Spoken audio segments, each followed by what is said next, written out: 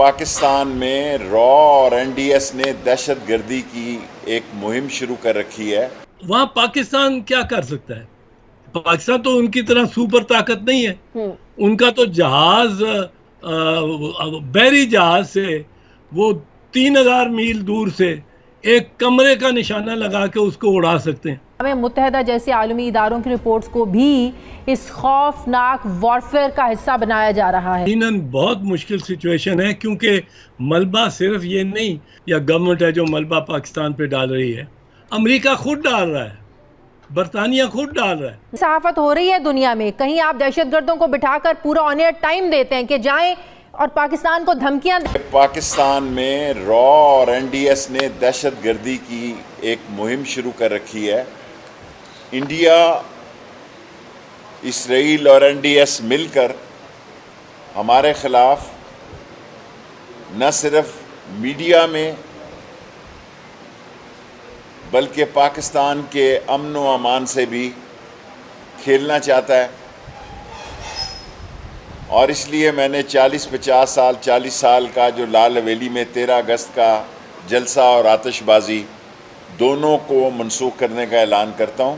آج ہم نے پولیس کی ڈیمانڈ کر رہے ہیں کیونکہ اس ملک میں سیکیورٹی اسلام آباد میں ضروری ہے. ناظرین، موجودہ دور کے بدلتے ہوئے عالمی حالات میں پروپیگنڈا کرنے کے لیے سوشل میڈیا کا تو استعمال ہو ہی رہا ہے، لیکن اس کے ساتھ ساتھ مین سٹریم میڈیا یعنی ٹی وی چینلز اور اخبارات کے علاوہ سفارتکاری حتیٰ کہ اقوام متحدہ جیسے عالمی اداروں کی رپورٹس کو بھی اس خوفناک وارفیئر کا حصہ بنایا جا رہا ہے.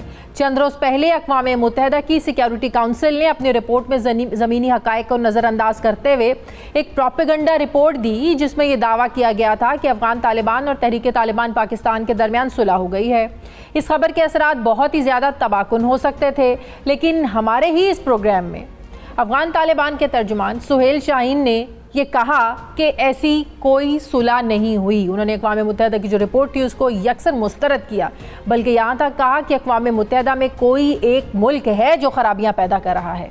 پھر سی این این جیسا بین الاقوامی اور مستند سمجھا جانے والا میڈیا کا ادارہ صحافتی قواعد کو نظر انداز کرتے ہوئے تحریک طالبان پاکستان کے سربراہ اور دہشت گرد نور ولی محسود کی دھمکیاں سنوانے کے لیے اسے اپنا پلیٹ فارم فراہم کرتا ہے. اب برطانوی اخبار دی گارڈین نے ایک رپورٹ میں لکھا ہے کہ پاکستان کے خود ساختہ جلا وطن وہ پاکستانی جو فوج اور ریاستی اداروں پر تنقید کرتے تھے، انہیں برطانیہ میں پاکستانی اسٹیبلشمنٹ سے جان کا خطرہ ہے. اور یہ بات اخبار کو برطانیہ کی میٹروپولیٹن پولیس کے ذرائع نے بتائی ہے کہ ان چند صحافیوں، سماجی شخصیات اور سیاستدانوں کو پاکستانی ریاستی اداروں سے خطرہ ہے. ناظرین، یہ ایک ایسی رپورٹ ہے جس کا حوالہ دیتے ہوئے بھارتی اخبارات پاکستان کے سیکیورٹی اداروں کے خلاف خوب پروپیگنڈا کر رہے ہیں. بلکہ جن لوگوں کو تھریٹ الرٹ جاری کیا گیا ہے ان میں سے ایک تو بھارت کے پکڑے جانے والے پروپیگنڈا ڈس انفو لیب کا حصہ بھی رہا ہے. جن نام نہاد صحافیوں کے بارے میں یہ تھریٹ الرٹ سامنے آ رہا ہے ان میں سے کچھ لوگ فیٹف کے آخری اجلاس سے پہلے ایک احتجاج میں شرکت کر کے مطالبہ کرتے رہے ہیں کہ پاکستان کو بلیک لسٹ کیا جائے، جو صرف اور صرف فیٹف میں بھارتی خواہش ہے. پھر کچھ دن پہلے بھارتی وزیر خارجہ ایس جے شنکر نے بھی مان لیا تھا، انہوں نے اعتراف کیا تھا کہ ہم نے فیٹف میں پاکستان کی مخالفت کی اور اسے ساری شرائط پوری کرنے کے باوجود گرے لسٹ سے نہیں نکلنے دیا، جس پر فیٹف جیسے عالمی ادارے پر سیاست میں ملوث ہونے کا سوالیہ نشان لگا. اس رپورٹ پر تبصرہ کرتے ہوئے وفاقی وزیر اطلاعات فواد چودھری یہ کہتے ہیں کہ یہ رپورٹ سازشی نظریات پر مبنی ہے. میٹروپولیٹن پولیس خطرے کے بارے میں کیسے بات کر سکتے ہیں؟ انہوں نے کہا کہ پاکستان میں سینکڑوں نیوز چینلز کا وجود ہی اس تاثر کی نفی کرتا ہے کہ میڈیا دباؤ میں ہے. اب آتے ہیں سیکیورٹی کی طرف. برطانیہ کا دارالحکومت لندن دنیا کا محفوظ ترین شہر سمجھا جاتا ہے، جہاں state of the art security system موجود ہے. وہاں کسی کی جان کو خطرہ کیسے ہو سکتا ہے؟ دوسری طرف پاکستان کے ریاستی ادارے کیوں برطانوی سرزمین پر کسی کو قتل کرنے کی ایسی پلاننگ کریں گے؟ یہ پروپیگنڈا جو ہے یہ پاکستان کے خلاف اب عالمی میڈیا بھی کرنے لگا ہے.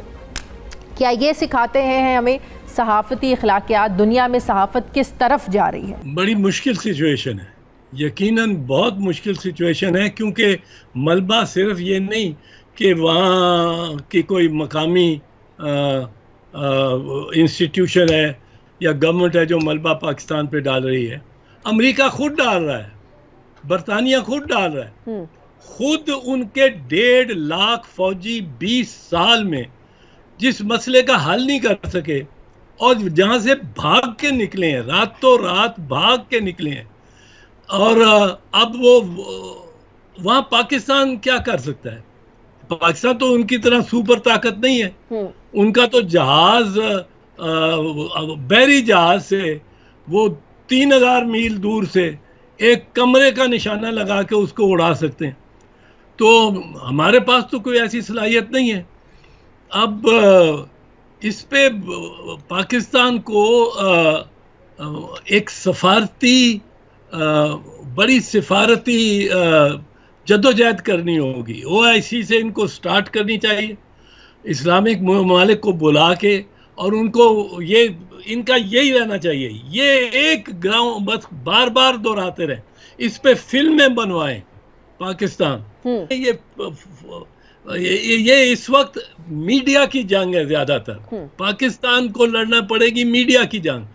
And it should have 20-30 4-minute films and clips جو آپ پے کر کے بھی سوشل میڈیا پہ بھی چلائیں, اور آپ کو پے کرنا پڑے کہ کوئی پرائیویٹ چینلز کو آپ دیں دنیا میں, اور 15 زبانوں میں ہو, اور یہ ایک بلاسٹ ہو جس میں کوئی مخالفت نہ کی جائے کسی کی, نہ اشرف غنی کی, نہ ان کی گورنمنٹ کی, نہ طالبان کی, نہ افغان طالبان کی, نہ پاکستانی طالبان کی. لیکن یہ بتایا جائے کہ یہ کیا کرتے رہے, دھماکے کرتے رہے, ہم کتنے فوجی لوز کرتے رہے, بچے اپنے بیٹے لوز کرتے رہے, اور یہ الزام ہم پہ لگا دیتے ہیں سارا. وہ کس طرح اور کیوں لگاتے ہیں؟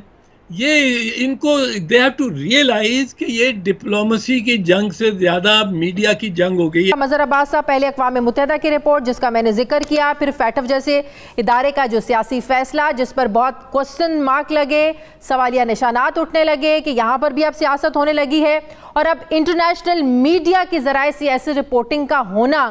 سر, یہ کیسی صحافت ہو رہی ہے دنیا میں؟ کہیں آپ دہشت گردوں کو بٹھا کر پورا آن ایئر ٹائم دیتے ہیں کہ جائیں اور پاکستان کو دھمکیاں دیں, ہمارا پلیٹ فارم یوز کریں. دیکھیے, ایک تو یہ چیز ہے کہ یہ جو آپ نے مثالیں دیں, میں اسے کانٹرڈکٹ کیسے کروں؟ مجھے آپ یہ بتائیں کہ کیا گورنمنٹ آف پاکستان نے اس کو کاؤنٹر کرنے کے لیے مجھے کچھ فیکٹس دیے ہیں؟ کبھی مجھے بریف کیا ہے کہ یہ اصل حقائق یہ ہیں؟ تو وہ اس کو میں پروپیگنڈا کیسے کہوں جس کے بارے میں میرے پاس خود ہی شواہد نہیں ہوں؟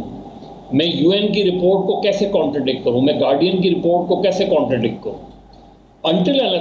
صرف فواد چودھری صاحب کا ایک اسٹیٹمنٹ تو کافی نہیں ہے کہ جی یہ سازشی عناصر ہیں. سازشی عناصر کو آپ تھوڑا سا وہ بھی تو کریں نا, آپ ٹرکل ڈاؤن تو کریں آپ اس کو.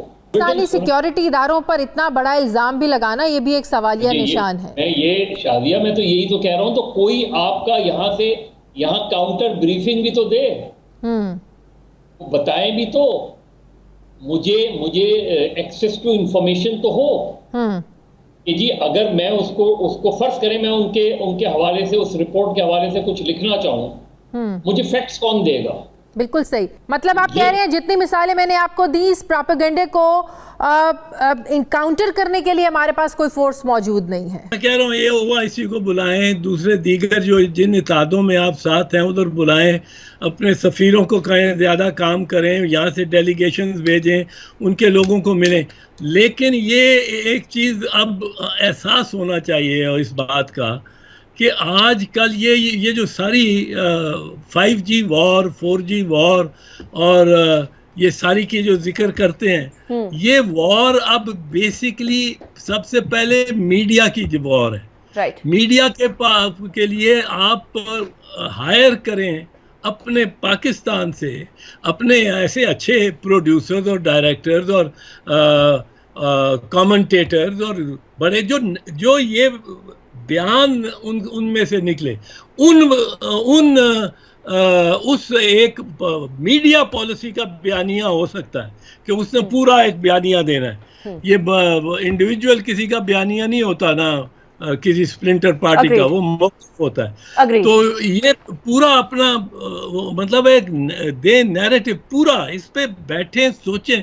मेरा ख्याल है गवर्नमेंट ने इस पे सोचा भाई कुछ नहीं है। इनको इस वक्त तक 4-5 ऐसी फिल्में रिलीज होनी चाहिए थी। कश्मीर पे भी करें, कश्मीर पे भी बड़ी ज़रूरत है, क्योंकि उधर से वो पीछे से छुरा घोंप रहा है।